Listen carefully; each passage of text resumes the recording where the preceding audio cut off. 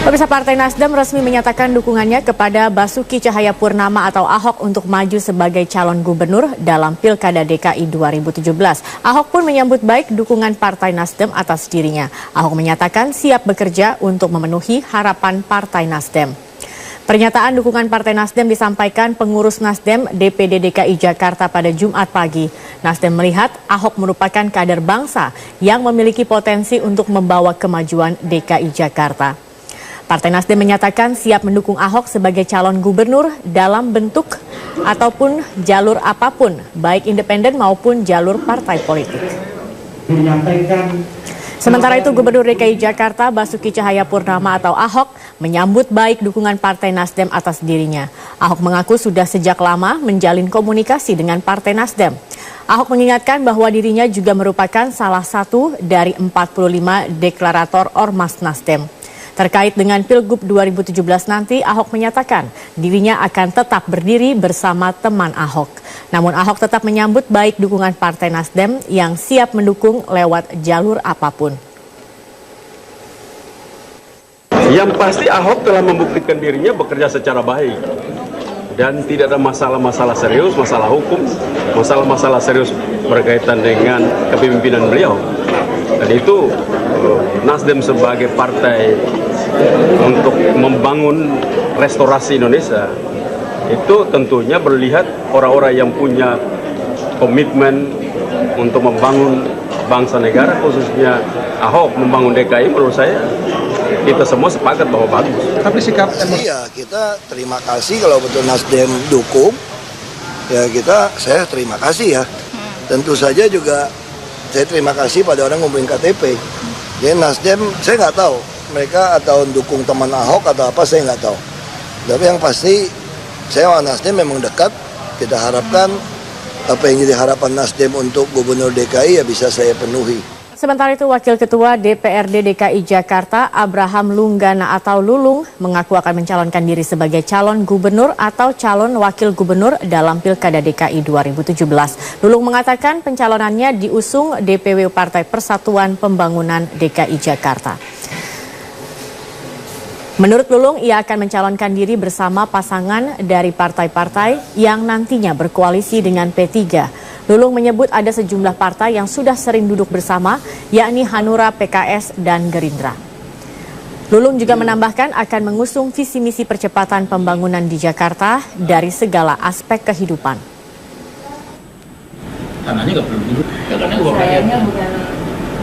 Dan kepada seluruh wilayah cabang sudah sepakat untuk mencalonkan saya sebagai calon gubernur atau calon wakil gubernur nantinya, karena kita tahu kita tidak cukup satu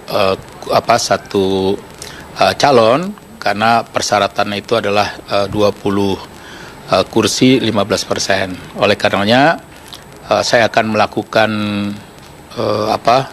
musyawarah kerja wilayah, tentunya hasil daripada survei yang sudah dilaksanakan oleh kita cukup baik ya, survei internal, dan harapan saya nanti bisa juga berkoalisi dengan partai-partai yang memang mau berkoalisi dengan kami.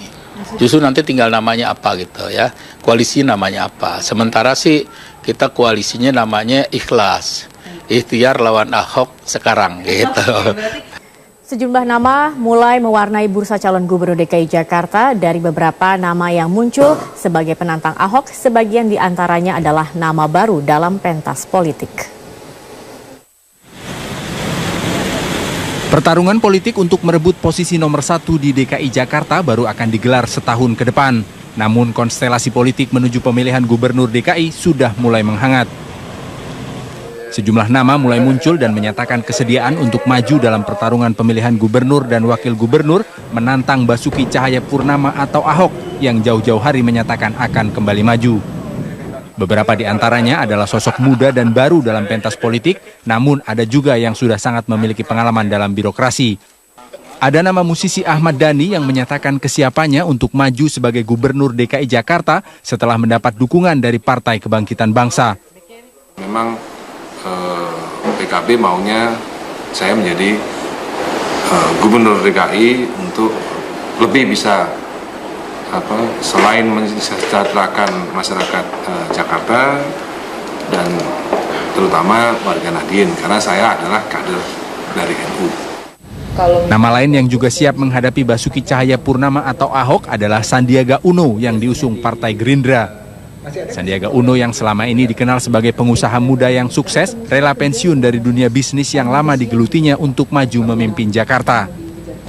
Dalam konsolidasi 6 bulan ke depan, saya akan turun mensosialisasikan tentunya sosok, menangkap aspirasi rakyat dan menawarkan program yang mudah-mudahan bisa diterima oleh warga Jakarta. Selain keduanya, sosok lain yang selama ini sudah malang melintang dalam birokrasi dan juga seorang pengacara yang sangat dikenal publik, Yusril Iza Mahendra juga menyatakan kesediaannya untuk maju memimpin Jakarta. Tidak masalah, kita galang kekuatan untuk mendapatkan 1 juta tanda tangan, insya Allah tidak akan selesai. Dan sampai hari ini kita lihat suara partai-partai sebagian besar itu bersatu. Jadi akan punya kekuatan yang signifikan dari rakyat pendukung dan kemudian juga dari partai-partai, dan saya kira akan menggalang kekuatan yang insya Allah cukup besar. Meskipun memang masih perlu bekerja lebih keras untuk menyaingi tingkat popularitas untuk menyaingi tingkat popularitas dari gubernur petahana atau calon incumbent. Kebanyakan kalau kita lihat dari survei-survei itu calon-calon penantang Pak Ahok itu popularitasnya masih di kisaran 50% maksimal. Jadi memang perlu usaha lebih keras dari para calon penantang itu untuk mengejar popularitas Pak Ahok. Sementara itu, Basuki Cahayapurnama atau Ahok sejak jauh-jauh hari menyatakan akan kembali maju memimpin DKI. Ahok membuka jalan melalui jalur independen dengan menggalang KTP dukungan sekaligus merangkul dukungan dari partai-partai politik. Tim Liputan, Metro TV. Keputusan Gubernur DKI Jakarta Basuki Cahayapurnama atau Ahok untuk melepaskan diri dari Partai Gerindra menuai berbagai pendapat. Politisi Partai Gerindra, Kardaya Warnika menilai keputusan Ahok menyangkut masalah etika.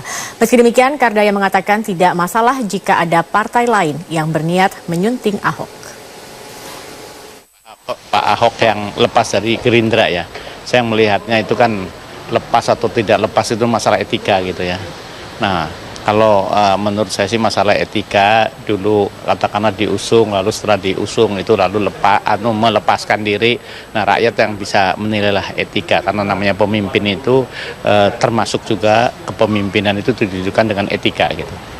Nah, masalah bahwa yang lainnya itu partai-partai yang lain katakanlah katanya ada yang mendekat, itu urusan partai lain. Dukungan kepada Basuki Cahayapurnama atau Ahok terus bergulir. Dukungan datang tidak hanya dari relawan, namun juga berasal dari partai politik.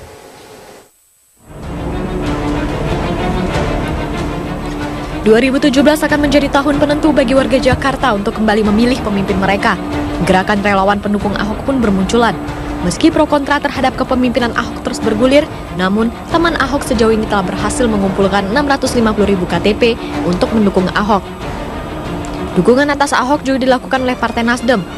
Nasdem mendukung langkah Ahok untuk kembali bertarung di Pilgub DKI 2017 mendatang. Relawan teman Ahok pun menyambut baik dukungan parpol meski tetap berharap Ahok akan maju lewat jalur independen. Kami memberikan apresiasi sekali. Kami berharap sekali Pak Ahok akan maju lewat jalur independen. Jadi kami mengapresiasi siapapun yang akan mendukung Pak Ahok lewat jalur partai politik nantinya. Tapi kami yakinkan bahwa Pak Ahok boleh didukung oleh partai politik, tapi yang mengusung adalah jalur independen seperti itu. Warga Jakarta pun menilai kinerja Ahok selama ini sukses dalam memimpin Jakarta. Sebagian warga menganggap Ahok layak maju kembali memimpin DKI. Berbicara Jakarta itu kan sangat kompleks ya. Kalau melihat sejarahnya sendiri, bagaimana Jakarta dibuat, saya rasa untuk gubernurnya sendiri memang harus diberi kesempatan tidak hanya 1 periode, apalagi dengan segala kontroversinya Ahok sejauh ini membuktikan kalau memang ada perkembangan 4 tahun ini, dan saya yakin kalau diberi kesempatan lagi dia akan bisa membuat Jakarta lebih baik. Kalau Ahok maju lagi sebagai gubernur? Setuju banget. Kenapa alasannya? Karena saya udah merasakan efeknya dari beliau. Dari rumah saya di Priok, biasanya kalau seharian tuh banjir udah langsung mengenang. Tahun kemarin sepaha, sekarang udah enggak lagi. Sekarang udah enggak lagi. Enggak. Setuju laginya nanti untuk perbaikan Jakarta ke arah apa? Ke arahnya sekarang sih mungkin kemacetan aja deh. Kalau sekarang kan dia concernnya kebanjiran. Nah, mungkin selanjutnya kemacetan. Meski sejumlah nama terus bermunculan untuk menjadi pesaing Ahok, namun Ahok mengaku tidak gentar dan menyambut baik niat bakal calon Gubernur DKI Jakarta untuk berlaga bersama di Pilgub DKI 2017. Tim Liputan Metro TV. Bursa bakal calon Gubernur DKI 2017 mulai ramai. Sejumlah parpol telah menyiapkan andalannya untuk melawan petahana. Mulai dari pengacara kondang, pengusaha hingga artis siap menantang Ahok. Bagaimana konstelasi perebutan kursi DKI 2017 nanti? Kami akan membahasnya bersama dengan Korwil DKI Partai Nasdem, ada Victor Laiksodat, dan juga nanti akan ada pengamat politik Yunarto Wijaya yang akan bergabung bersama kami. Saya akan ke Bang Victor. Bang Victor, sebenarnya apa faktor terkuat yang membuat Nasdem akhirnya memilih Ahok?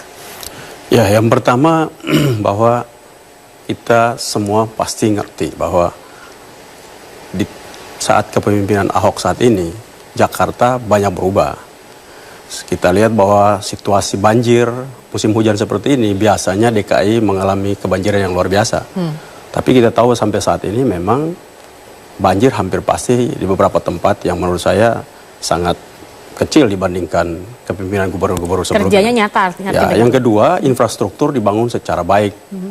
Dan kita tahu bahwa apabila semua perencanaan infrastruktur itu selesai, Jakarta akan mengurangi banyak kemacetan-kemacetan, spot-spot kemacetan yang selama ini terjadi akan terkurangi luar biasa.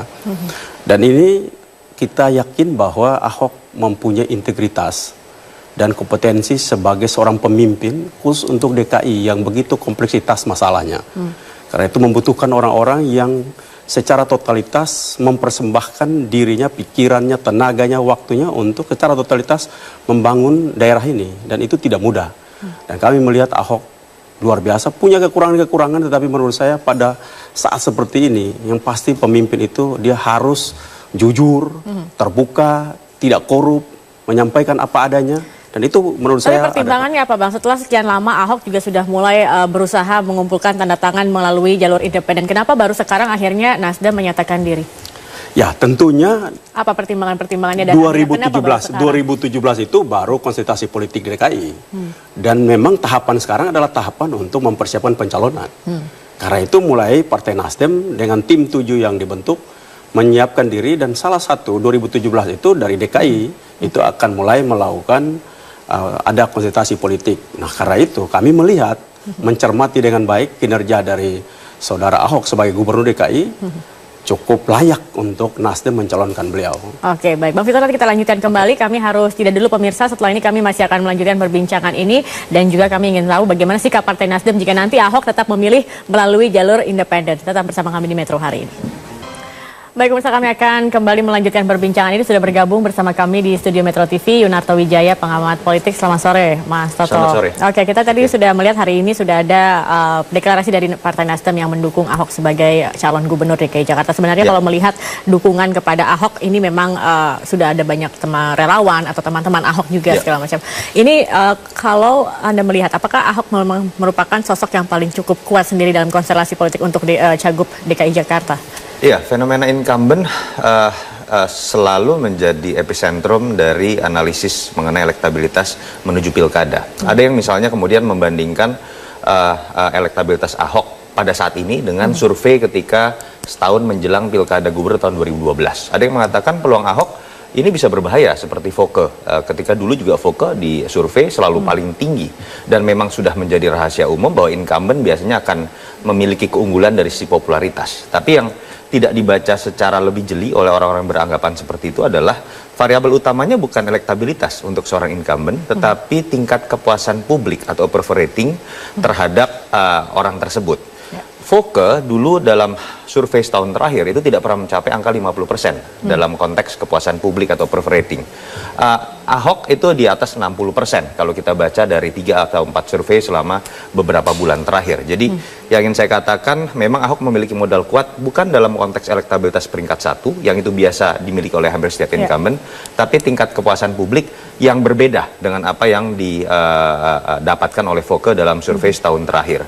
Poin kedua, ya saya pikir juga menarik ketika Nasdem kemudian langsung mendeklarasikan nama Ahok, ketika kita tahu di saat yang bersamaan beberapa teman partai lain ini seakan-akan bahkan sedang mencari orang asal bukan Ahok. Saya berani mengatakan Ahok dan seperti itu. anti Ahok, Contoh Gerindra itu. begitu ya. Kalau kita lihat kan, saya agak menyayangkan orang besar seperti Pak Prabowo kemudian dan partai besar seperti Gerindra, suaranya seperti dikerdilkan oleh suara-suara yang hanya diwakili oleh M. Taufik misalnya dalam hal ini, sehingga seakan-akan Gerindra menjadi anti Ahok. Itu agak saya sayangkan. Kita tahu kalau kita baca dalam analisis media, ya Taufik dengan Ahok ini seperti ada konflik pribadi. Tapi kalau gitu. melihat bursa yang ada saat ini, seperti apa peluang dari masing-masing yang ada, nama-nama yang sudah mulai bermunculan? Kenapa tadi saya bandingkan secara ekstrim, ya Gerindra dengan Nasdem ini mengambil posisi yang sangat berseberangan dan resikonya juga akan sangat berseberangan. Gerindra di satu sisi seperti sudah menyatakan dirinya bahwa mereka akan fokus pada mencari orang di luar Ahok. Dan ini akan berpengaruh terhadap persepsi publik terhadap partai ini. Nasdem di titik yang ekstrim berseberangan itu bahkan berani jauh-jauh hari menyatakan dirinya dukungan kepada Ahok. Walaupun kita tahu sebetulnya Ahok bahkan kan lebih mengarah kepada dukungan sebagai calon independen. Nah, yang bisa dilihat sebenarnya pertama menurut saya ini tradisi baru. Minimal harus kita apresiasi Nasdem membawa tradisi baru bahwa dalam pilkada dengan undang-undang yang sudah kita sepakati, partai tidak boleh anti terhadap cagup independen termasuk. Itu hak dari seorang calon. Politik argumentatif yang harus dikedepankan, walaupun katakanlah orang tersebut belum tentu ingin menggandeng partai.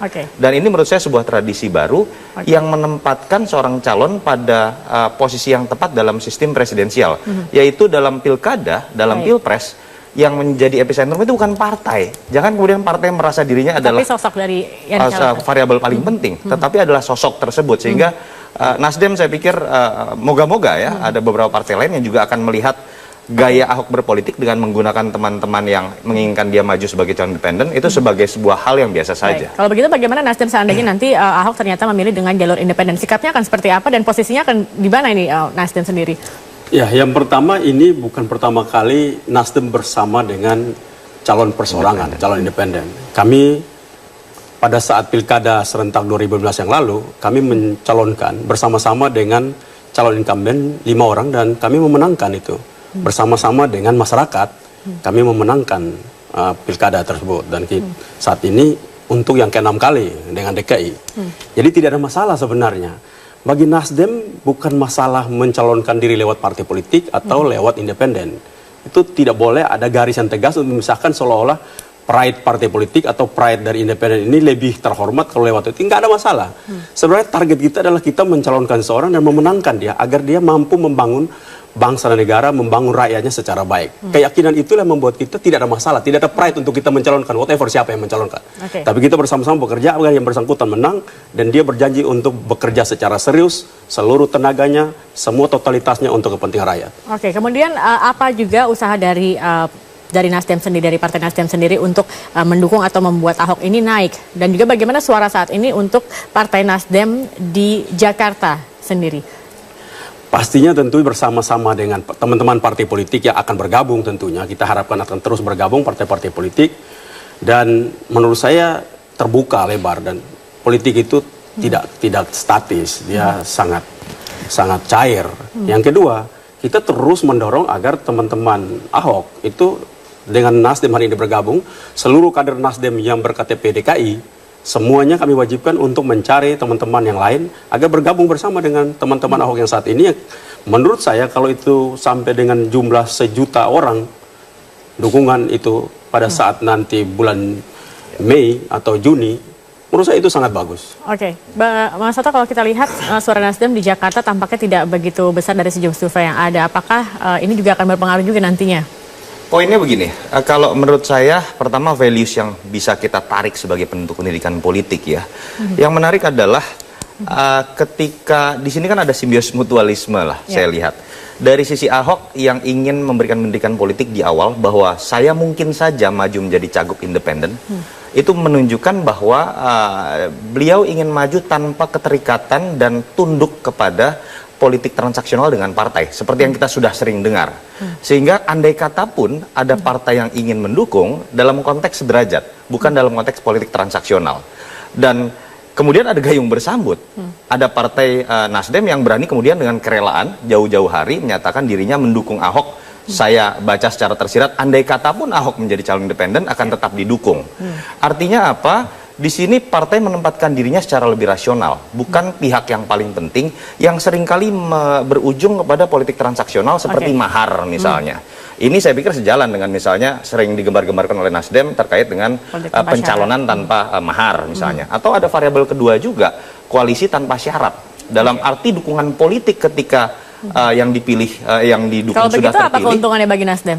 Iya, kita sedang berbicara values, bahwa partai tidak serta-merta hanya mencantumkan variabel kekuasaan semata, tapi ada variabel values yang kemudian juga bisa dicanangkan di situ. Dan saya berharap ini bukan kosmetik politik belaka, dan saya pikir dengan sosok seperti Ahok, saya pikir tidak mungkin lah bermain-main begitu ya. Dengan Nasdem mendukung Ahok sebagai calon gubernur 2017 nanti, apakah partai-partai lain akan mengikuti juga? Apakah akan ada konstelasi seperti ini? Nanti kita akan membahasnya kembali. Pemirsa, usai jeda berikut ini tetap bersama kami di Metro hari ini. Baik pemirsa, kami akan lanjutkan kembali perbincangannya. Mas Sato, kalau kita melihat saat ini bursa dari calon gubernur DKI Jakarta sudah ada beberapa nama yang diajukan oleh berbagai partai politik yang ada. Tapi kemudian dengan Nasdem kemudian mendeklarasikan secara pasti bahwa mendukung Ahok, akankah ini diikuti oleh partai-partai lain sepertinya, atau memang nantinya hanya ada dukungan dari Nasdem sendiri? Iya, tadi kita bicara values ya. Minimal kalau kita bicara values yang tadinya katakanlah harga maharnya tinggi dipasang, ini mungkin sekarang partai tertentu yang masih berbicara mahar akan berpikir lebih hati-hati begitu. Mungkin harganya akan turun begitu kan. Walaupun Ahok saya yakin anti politik mahar. Yang kedua, ya kita harus bicara realistis juga. Pertanyaannya kemudian memang apa yang bisa didapatkan oleh strategi Nasdem yang berani mendeklarasikan bahkan jauh-jauh hari. Ya, ada yang disebut dengan kotil efek ini dalam ilmu politik, bahwa ketergantungan elektabilitas partai itu akan dipengaruhi juga oleh pilihannya. Kalau di level nasional dalam pilihannya untuk mencalonkan siapa yang menjadi capres. Di level daerah ya siapa yang akan menjadi calon kepala daerah.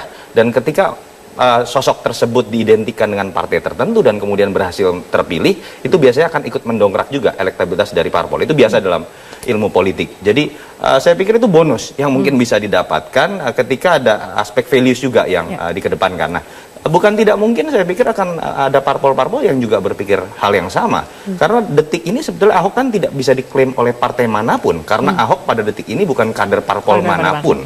Tetapi yang bisa diklaim adalah bagaimana parpol yang mendukung Ahok ini kemudian bisa diidentikan di persepsi publik dekat juga dengan prinsip-prinsip yang dipegang Ahok. Misalnya dalam hal survei kita melihat Ahok sering diidentikan dengan integritas, masalah pemerintahan yang bersih, tegas. Ini kan kemudian juga bisa jadi kotil efek tadi yang saya pikir bisa dinikmati oleh parpol tersebut. Dan itu hal yang biasa, simbiosis mutualisme yang biasa terjadi. Dan bahkan kalau kita lihat kan partai lain juga sudah berusaha menarik kotil efek tersebut ya. Ada yang misalnya menarik perhatian dengan mencalonkan artis seperti Ahmad Dhani misalnya, sekarang sedang ramai. Ada yang mencalonkan asal bukan Ahok seperti Gerindra misalnya. Ini pilihan-pilihan yang akan memiliki resiko tersendiri dan ya sederhana saja, Nasdem melihat peluang Ahok lebih besar mungkin dilihat dari berbagai survei. Tapi kalau nanti Bang Fikar ada partai-partai lain yang juga ternyata merapat gitu kepada Ahok, apakah Nasdem juga terbuka atau ini Nasdem sudah mengatakan Nasdem dan Ahok saja seperti itu?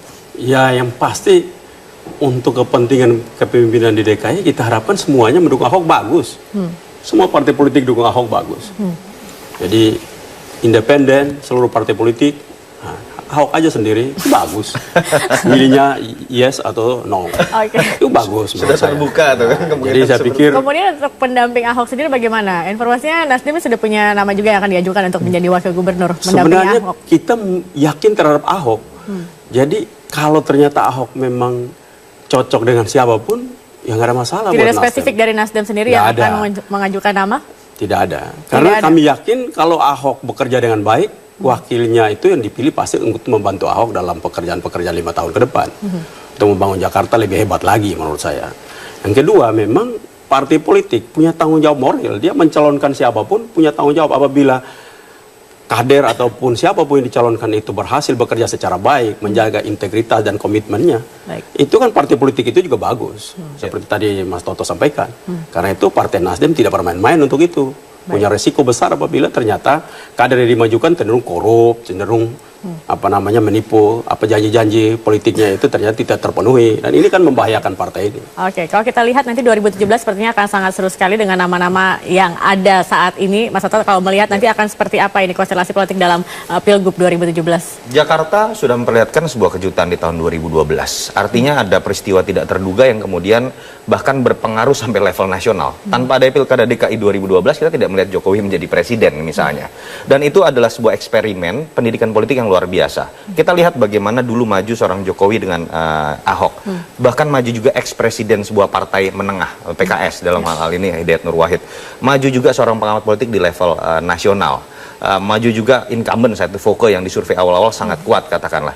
Tapi kemudian ada pendidikan politik yang menarik untuk dikaji. Ternyata kemudian yang menang adalah seorang kepala daerah hanya di level Solo dan Belitung Timur.